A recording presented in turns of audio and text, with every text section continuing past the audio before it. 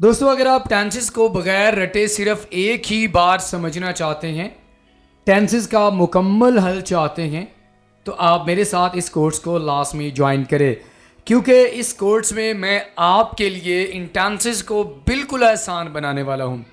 और टेंसेस को आप आसान कैसे बना सकते हैं? मिसालों के ज़रिए।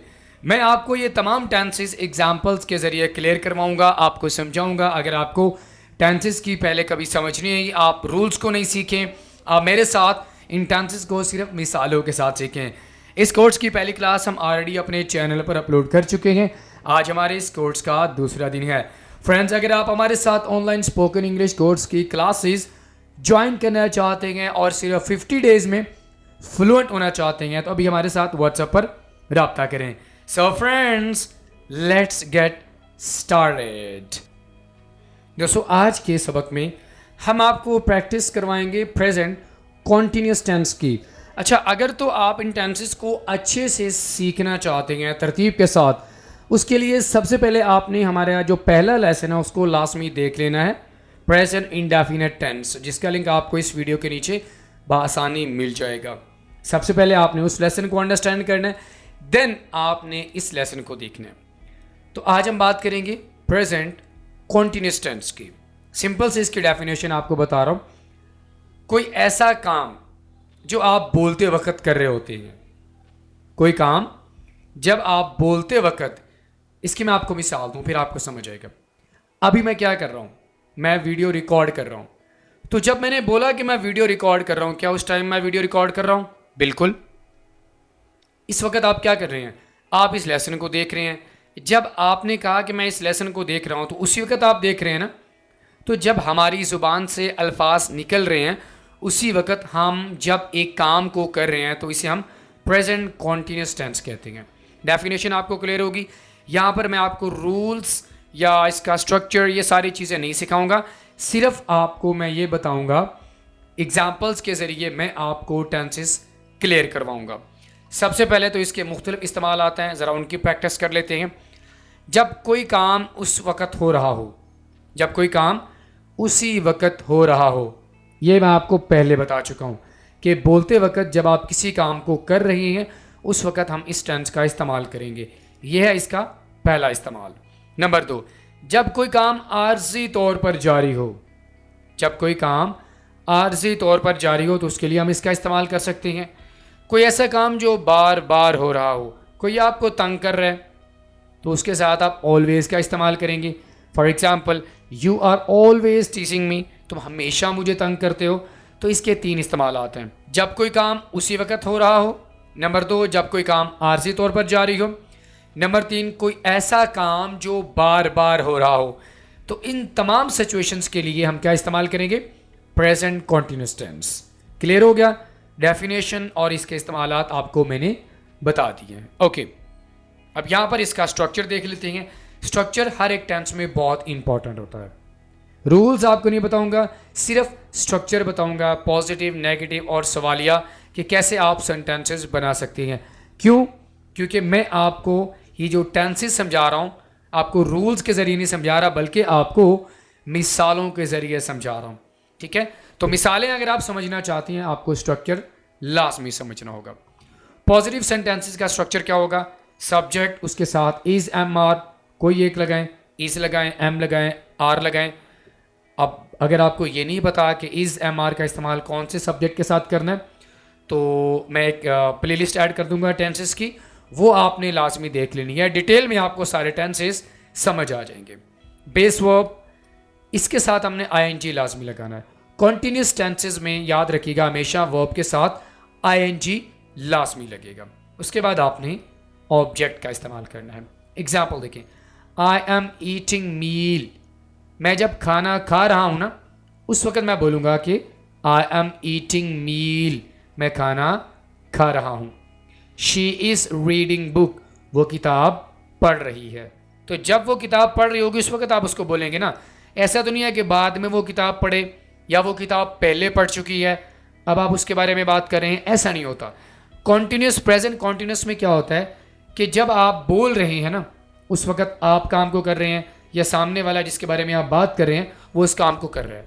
तो I am eating meal, she is reading book, I subject, am helping verb, eating verb plus ING, meal क्या हो गया, ऑब्जेक्ट हो गया। क्लियर हो गया। नेगेटिव सेंटेंसेस का स्ट्रक्चर क्या होगा, सब्जेक्ट इज एम आर का इस्तेमाल करेंगे, उसके बाद हम नॉट का इस्तेमाल करेंगे, बस यही फ़र्क है। नेगेटिव सेंटेंसेस बनाते वक्त आपने नॉट का इस्तेमाल करना है, उसके साथ verb plus ING and object.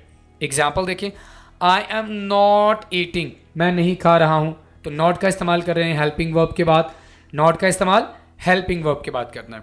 I am not eating, he is not sleeping, वो नहीं सो रहा या वो नहीं सो रही।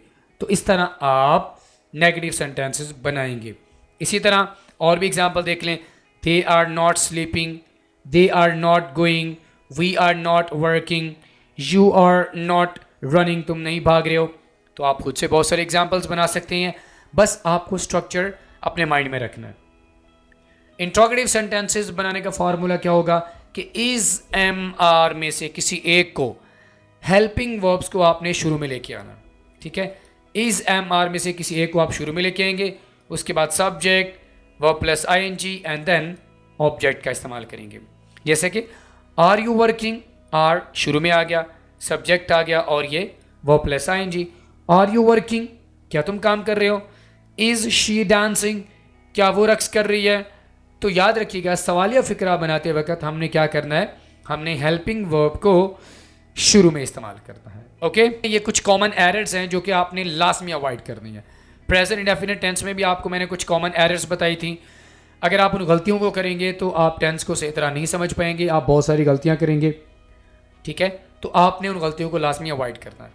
तो प्रेजेंट कॉन्टिन्यूस टेंस में कौन सी गलतियां, ज़रा उनकी प्रैक्टिस कर लेते हैं।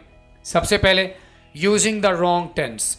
अगर आप रॉन्ग टेंस का इस्तेमाल करेंगे तो आपका सेंटेंस गलत हो जाएगा। जैसे कि she go to school now, यह गलत है। शी गो टू स्कूल नहीं होगा, बल्कि she is going to school now. जब आपने नाउ लगा दिया तो मतलब आपने क्या करना, आईएनजी का इस्तेमाल करना। She is going to school now, they watch TV now. अब चूंकि आप बात प्रेजेंट कॉन्टिन्यूस टेंस की कर रहे हैं तो यहां पर आप प्रेजेंट डेफिनेट टेंस कैसे इस्तेमाल कर सकते हैं, तो क्या कहना है आपने, they are watching TV now. Okay, number 2, forgetting the be verb am is are, यानी इज एम आर का जब आप इस्तेमाल नहीं करेंगे तो भी आपका सेंटेंस गलत हो जाएगा। जैसे कि दे प्लेइंग आउटसाइड, आईएनजी तो आप लगा रहे हैं लेकिन यहाँ पर आप हेल्पिंग वर्ब नहीं लगा रहे, जिसकी वजह से आपका सेंटेंस गलत हो जाएगा। तो हेल्पिंग वर्ब आपने लास्ट में लगाना है, क्योंकि हेल्पिंग वर्ब लगाएंगे तो आपको पता चलेगा कि आप किस टेंस की बात कर रहे हैं। दे आर प्लेइंग आउटसाइड, वो बाहर खेल रहे हैं। We are going to the store, ये we going to the store नहीं होगा बल्कि we are going to the store. Clear हो गया। Okay, number 3, using the base verb instead of ING form. अब यहाँ पर आपको मैंने बताया था पहले भी कि कॉन्टिन्यूस टेंस की अलामत क्या होती है कि वर्ब प्लस आईएनजी, यानी वर्ब के साथ आपने आईएनजी लास्ट में लगाना है। अगर आप नहीं लगाएंगे तो आपका वो कॉन्टिन्यूस टेंस गलत हो जाएगा।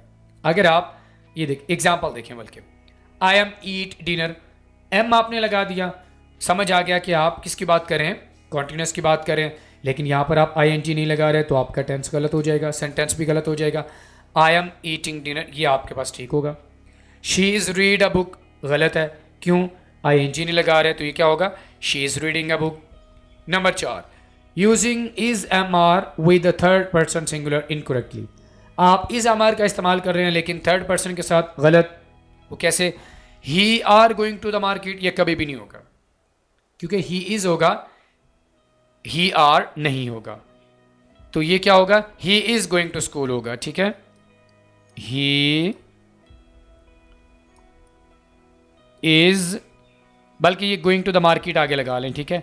ही is going to the market होगा, he are going to the market नहीं होगा, ठीक है। इसी तरह शी आर मेकिंग लंच, गलत है, शी के साथ आप इज लगाएंगे। शी इज मेकिंग लंच, वो लंच यानी दोपहर का खाना बना रही है। दोस्तों, अगर आप इन गलतियों से अवॉइड करेंगे तो आपका टेंस बिल्कुल ठीक होगा। आप इन गलतियों को अवॉइड करते हुए आप अच्छे से सेंटेंसेस बना सकेंगे। तो ये कुछ कॉमन एरर्स हैं जो आपके टेंस को गलत कर देती हैं और सेंटेंसेस को भी। अब यहाँ पर आपके पास कुछ एग्जांपल्स हैं, कॉन्टिन्यूस की है, इंडेफिनिट टेंस की नहीं है। आपने एग्जांपल को लाजमी देख लेना, मिली जुली एग्जांपल्स हैं। पॉजिटिव, नेगेटिव और सवालिया। She is reading a book, वो किताब पढ़ रही है। दे आर प्लेइंग फुटबॉल, वो फुटबॉल खेल रहे हैं। आई एम ईटिंग ब्रेकफास्ट, मैं नाश्ता कर रहा हूँ। He is not working today, वो आज काम नहीं कर रहा है। Negative, we are not watching TV, I am not going to school, मैं स्कूल नहीं जा रहा। इंट्रोगेटिव कैसे बनाएंगे? Are you coming with us, क्या आप हमारे साथ आ रहे हैं? Is she cooking dinner now, क्या वो अभी खाना पका रही है? फ्रेंड्स, आपने समझ लिया? ओके अब अगर आप इस टेंस को अच्छे से समझ चुके हैं तो आपने क्या करना है? आपके सामने ये एग्जाम्पल्स हैं, आपने इन एग्जाम्पल्स को इंग्लिश में ट्रांसलेट करके नीचे कमेंट बॉक्स में सेंड कर सकती हैं, या अगर आप चाहें कि हम आपकी प्रैक्टिस को अच्छे से चेक करें, आप दिए गए नंबर्स पर भी अपनी प्रैक्टिस को चेक करवा सकती हैं।